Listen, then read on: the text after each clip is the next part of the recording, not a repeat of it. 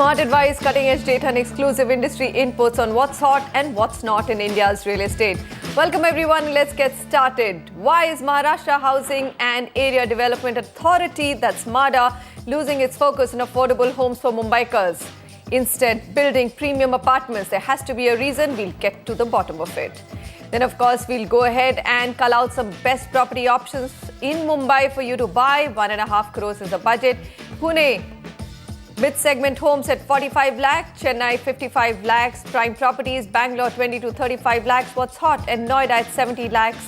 What's worth your money? Gurgaon at 60 lakhs. So lots of cities lined up. Of course, these cities together constitute 70% of India's residential market. They always figure in our list of cities to cover. Mumbai now has acquired quite a reputation as an unforgiving realty market for buyers, with prices refusing to budge from high levels. Now it seems that the state housing body MHADA is also struggling to give the buyers right-priced homes. The question is, has MHADA lost its human touch? Or with the right intent, it can still meet its goal of providing affordable homes in the maximum city.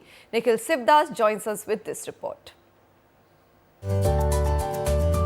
In Mumbai, buying a home means that you either have to be a millionaire or be ready to move to the outskirts of the city. The only other option is the Maharashtra Housing and Area Development Authority, or MHADA, which has helped level the playing field by offering affordable housing options within the city. But the state housing body has recently become the target of much criticism. MHADA has lost the focus and they have entered in the luxuries market where they want to compete with a developer. I feel very unhappy when government themselves don't want to create EWS, which is their job, and they are bringing this EWS reservation on a private developers like us. Until about a couple of years ago, MHADA was the only option for home buyers to buy flats within the city suburbs under 40 lakh rupees. But since then, the prices of MHADA apartments have risen steadily. Last year, the costliest MHADA flat went for about 75 lakh rupees. This year's lottery has flats going for about 85 lakh rupees. Going by that trend, experts expect MHADA flats to cross the 1 crore mark next year. Prices are rising, but not because of something else, because the cost of land, cost of construction material, and other things are rising. That's why it is rising. Otherwise, but compared to private developers, our rates are 40% less in any area, or somewhere it is 50% less.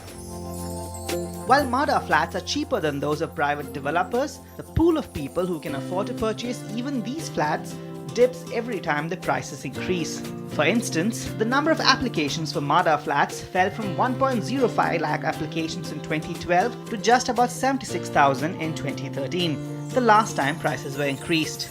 Then there's MHADA's need to cross-subsidize flats for low-income sections by chasing profit margins of 15% for the mid-income group and 25% for the high-income group.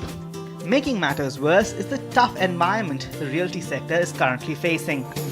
The cost has gone up and the government has been increasing the ready reckoner prices, so they themselves are feeling the burnt of it. Several politicians, including the current MHADA chairman, have promised to bring down prices if it gets too high.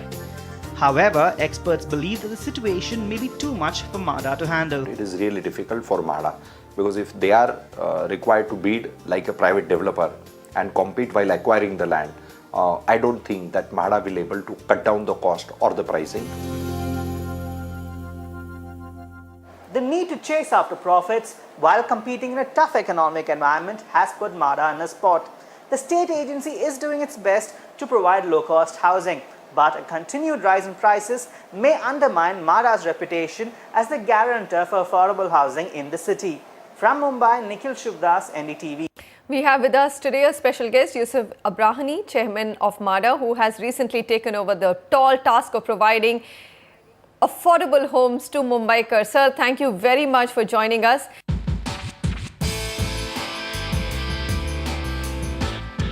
I think the first question is that how has MHADA actually moved into the category of providing homes which can't now be called affordable or even mid-segment? Some of the reasons have been mentioned, but is it land, sir, the fact that you have to compete and bid for land against private developers? No, the reason is that earlier we had a lot of land. The state government gave us a lot of land free of charges and at a very minimum rate in the year 71, 72, 73. So we had a huge land bank, but now the land bank is gone. So now suppose if you want to provide affordable housing, we have to purchase land from in the city. It is difficult in the city, but in other part of Maharashtra, we are purchasing land to provide affordable housing to the people. But still, we have got some different options also. We have amended the DC regulation, which is 33(5), under which we can develop MHADA society, and we can come in partnership with the private developers and increase the FSI of the plot and get half of the FSI for our affordable housing. That we are doing it, and we are getting a lot of proposal for that also. Do you think that these partnerships with private developers will be successful? How successful has it been in the past? Because if I look at the track record, We have got our own colonies, MHADA colonies are there. So now suppose if somebody comes to develop the MHADA colonies, we are asking for some FSI for ourselves. So suppose if he is getting 1.5, we will get half of the FSI, that is 0.75. So that is meant to provide affordable housing to the people. okay, So this way, because lands are not available in Bombay. fair enough. And I get now that point, the sir. I get And that rise point, in price is not because of land, it is because of material of the construction cost. And second thing that I'll give you a simple example. A person who purchased a flat in 1975 at 35,000 rupees is getting 6 crore for the same flat, 6 crore rupees. So now see the difference, you know. The same thing happens here also. Today we are getting 1 lakh application, 1,000 applications per unit. So even today it is in demand. And it is 40-50% less than the market value. Okay, that is a point that I wanted to ask you, sir. 40 to 50% less than the market value. Can you give us some examples? Take a micro market, any micro market of Mumbai, and tell us I'll give you example. where Powai, is it Powai, 40 to Powai. 50% cheaper? Because developers Powai is are claiming that it's the same price. I'll give you can check it also. 9,000 per square feet is at Powai. And Hiranandani, next to our land, there is Hiranandani project coming, but it's 25,000 rupees and 20,000 rupees. So it is more than 50%. And our is the carpet area. They give super built up area. All right. So there is a huge difference. Are you saying that within the Mumbai city limits and suburbs of Mumbai, it is not possible at all now to provide homes in the 50 lakh bracket? Is that correct, sir? It can be less than that also, because now today our EWS is nearly 16-17 lakhs rupees, which is 25 square feet. It is hardly 16 lakh rupees. Our MIG is 30-35 lakhs rupees. So it is possible, but then, sir, why get into an area of offering flats at 85 lakh rupees? Why get into the premium development category, sir? See the price, you see the price, you don't see the area also. It is area is 1,300 square feet. The area of 79 lakhs is 1,300 square feet. It is a huge area. Okay. Suppose All right. if you go So for the track record, all the studies that we've done has said that this progress of providing housing for Mumbaikars has been slow by the government authorities, and of course MHADA is the biggest of them all. I mean, if you were to just share with us, what are the current challenges? You've taken on this new role. I believe you've got a lot of vision and you are looking forward to changing the way MHADA is working and providing homes to everybody. What are the challenges you're facing, sir, today? Immediately after I took over, the next day the code of conduct started, election started. So we can't, we have got a lot of policies we are trying to discuss. We'll talk to the Chief Minister and the Cabinet Ministry also. Let's see, we have got a lot of proposals. Some proposals are pending in UD department. So we are trying to have a joint partnership with the private developers. Suppose if that this regulation 33(5), we have got a lot of proposals also where our colonies are being reconstructed, redeveloped. Then we have got transit accommodation. We have got more than 1,200 transit accommodation. We are trying to develop that transit accommodation. And a lot of people have encroached upon transit accommodation also. We are trying to evict them also. Suppose if that is possible, then we can have 2,000, 3,000 flats immediately, or 3 times more than that. All right. Mr. Yusuf Abrani, thank you very much, sir. This year we are giving more than 2,736 flats. This year also. So within 10 days you will get online lottery will be there. So people will get more than 2,736 flats immediately. All right, that is So very good news. from the day it started, 71 till today, we have provided 2.5 lakhs flats to the people.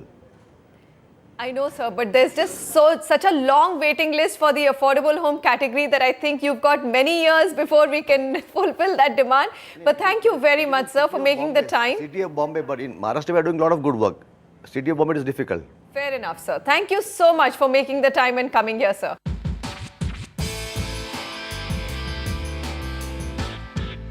That's Yusuf Abrani, Chairman MADA. Very, very positive, just taken over the task and is very, very clear that as much as they can do in that land-starved city, they will try and continue to provide affordable housing in the maximum city. All right, let's move on to our Q&As. And Sameer Jasuja, CEO and founder of Prop Equity, with me to take your questions. Sameer, thanks very much for joining us on the show. Let's take the first question. It is for Mumbai. Ishwari Bhatia on the phone line. Ishwari, hi, go ahead. Hello. Hello, we can hear you. Go ahead, Mr. Bhatia. Yeah, I would like to know that I want to invest around 1.40 in Mumbai. Is this the right time to invest, and can you suggest me some good projects?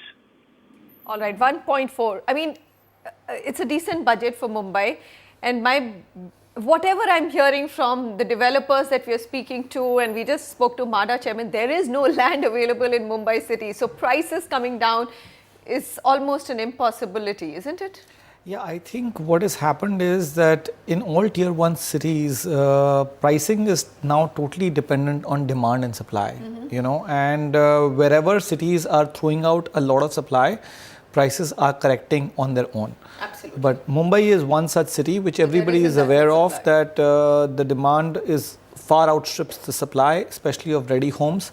And it's a good investment destination also because it's like parking your funds in a safe place where prices will rarely go down. Having said that, the super luxury segment has got affected, and the pre-launches and the launch prices of newly under construction properties have come down. Yes. By about 15%. The expectations are very high. Right. Now, those expectations can't be met in Bombay or Mumbai, but can be met in other cities. Okay. That's the only differentiation. So, if you invest, well, it's a safe place to park your funds from an investment point of view. Right now is as good a time, probably better time because whatever discounts you will be able to avail will be now. Unless we have a very bad situation post the election where we have a hung parliament, and then anything can happen. Then anything can happen. So anyway, I think that while you're making your decision, you will and you should probably wait out a month, see the election results. I don't think anything is going to move much between that 1 month. So hold on and make this decision after a month and see where it goes. In the meantime, there are 3 micro markets: Kanjur Marg, Powai and Goregaon East. The total supply in Kanjur Marg matching your budget is 7 projects. Powai is 5 projects and Goregaon East is 24 projects. Total supply in Kanjur Marg is 900 units. Powai is 310 units and Goregaon East is 4350 units. The inventory overhang with such a limited supply is also reasonably high. Kanjur Marg is 24 months, Powai is 18 months and Goregaon East is also 24 months. Sales are actually slow. The mid to luxury segment's weighted average price for Kanjur Marg is 13,200 rupees a square foot. Powai is 15,900 rupees a square foot and Goregaon East is 13,750 rupees a square foot. Kanjur Marg's price appreciation has been 40% over the last 2.5 years or 16% on an annualized basis. Powai has been 43% or 17% on an annualized basis, and Goregaon East has been 38% over the last 2.5 years, translating to an annualized return of 15%. The recommendations from our side: Ranwal Forest by Ranwal Group, Kanjur Marg 10,750 rupees a square foot, getting ready in 2017, available with the developer. Then you have Supreme Aishwarya by Supreme Infra, Powai 15,000 rupees a square foot. 2015 is the completion year, available with the developer. And then we have Aspen Park, Divine Space, Goregaon East, 13,000 rupees a square foot. 2016 is the completion year, and this project is also available from the developer. All right, so don't be in a hurry to go and grab a property right now. 1 month wait is not going to either raise the prices in the market or bring them down substantially. So go ahead, look at these 3 properties, decide which one you like, and probably you can make a call to the sales offices and try and negotiate a good deal and keep the cash ready. Ranwal Forest by Ranwal Group, the Supreme Aishwarya by Supreme Infra, and Aspen Park, Divine Space, 3 projects on our list. Next up, we've got an email from Fayaz Sharif. He writes in, he wants something in Kalamboli. I want your advice on buying a property in Mumbai. I live in Mumbai, need to buy a property for investment. For the long term, 10 to 15 years. Wow, that's a really long term. I'm confused between Kalyan and Kalamboli. So really, he's tossing between Thane and Navi Mumbai as his destinations. 1 BHK, about 576 square feet at 33 lakhs lump sum. He's just shortlisted one, which is Ronak Builder. He's also shortlisted another one, Roadpally, at Kalamboli. So 2 projects have already been shortlisted. What do you think? So we think definitely the project at Kalamboli scores over the project in Kalyan for multiple reasons. But what I'll do is I'll first come to the key I think data points. overall also it'll be interesting, Sameer, to just look at, if you have a 8 to 10 year perspective, which of these 2 markets do you think, how will they unfold? It's a long call. Yeah, that's a very long call, but I'll come to the key data points and then go over the choices that you've made and suggest to you what is the right one to pick. Kalamboli has 45 projects and Kalyan West has 51 projects. The total supply in Kalamboli is 4,400 units and Kalyan West is 10,200 units. The inventory overhang in Kalamboli is 14 months and Kalyan West is 25 months. The weighted average price of both the markets similar. Kalamboli is a little higher, 5,600 rupees a square foot, and Kalyan West is about 5,250 rupees a square foot. On the price appreciation charts, Kalamboli has done about 24% on the price appreciation, which is 10% on an annualized basis, and Kalyan West has done about 37% or 15% on an annualized basis. The project that you've shortlisted, Ronak City, Ronak Group in Kalyan, is a good project but has 2 major limitations. One is that it is in a very remote area of Adharwadi in Kalyan West, the location being not very good and weak connectivity with the Kalyan station. The second reason is it lies very close to the municipal dump yard. These are the 2 reasons why we are suggesting that you can choose the project in Kalamboli. So we will suggest you to go ahead with Neelkant Heights, Patel Developers, Kalamboli, 5,200 rupees a square foot is the price. Project is also on ready possession, so no execution risk, available with the developer. The rental going over here is between 6,000 to 7,000 rupees a month, so you can enjoy the rental from day one also because it's a ready possession project. That's why we feel Kalamboli scores over the project in Kalyan West. On a long-term perspective, if you were to compare Thane to Navi Mumbai, my personal preference lies with Navi Mumbai. I think it's a far more organized And much better city. planned city. Proximity to the Mumbai-Pune expressway, which is going to be very high. I think the right type of corporates have shifted into Navi Mumbai. It's like the Noida versus Gurgaon. Gurgaon story. All right, that's interesting. Let's see how it And all. the futuristic airport is also supposed to come in Navi Mumbai, And in which 10 is similar years, to hopefully Gurgaon. it will. Yes. At least here, the caller does have a 10-year horizon. So we are hopeful that the new airport will also be a reality in Navi Mumbai. All right, we've got Subhash Jarodia on the phone line with us. Subhash, hi. Thanks very much for calling in. Go ahead. Good evening, Manisha ji. I am in the train, but actually my query is I am looking for a 2 BHK house in Pune for residential and investment purposes. My budget is between 50 and 60. Okay. I have shortlisted 2 properties. One is a Songbirds from Energia Developers at Bhugaon Village. All Another right. is Godrej Properties, and third one the Tata Housing also. Okay. I am having in my mind. But I like the location of this Songbirds. All right. So I would like to have your expert and considered advice. All right, it's always a tough choice. You have a Tata project, you have a Godrej project, but you do like a project by a local developer much more. So what does he do? See, Is it also priced better? See, we've got some other recommendations. Okay. We think Undri is a great location to invest in, both from an investor point of view and an end use point of view. We like the Godrej project, which you had also shortlisted, and that's the email that you sent us, which was at the pre-launch stage. Now, Godrej being a very reputed developer, you will be pretty sure that the execution should happen more or less in time. So that is one project we think that you should definitely consider. And I'll come to the key data points first and come to our recommendations, which we think will also be very suitable for you. 30 projects here, 3,720 units, and 18 months is the inventory overhang. The mid segment's weighted average price is 4,450 rupees a square foot.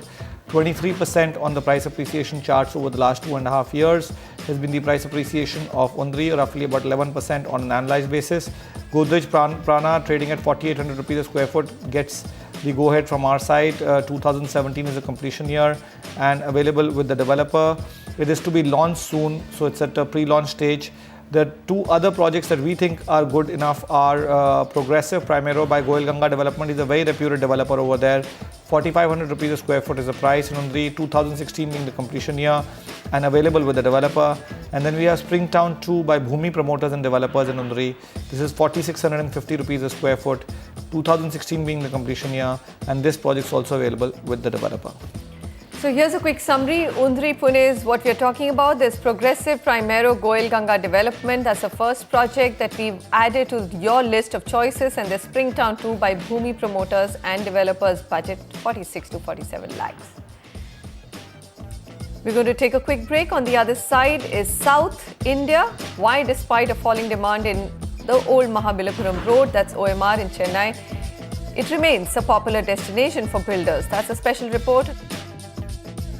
And also top budget options in Bangalore.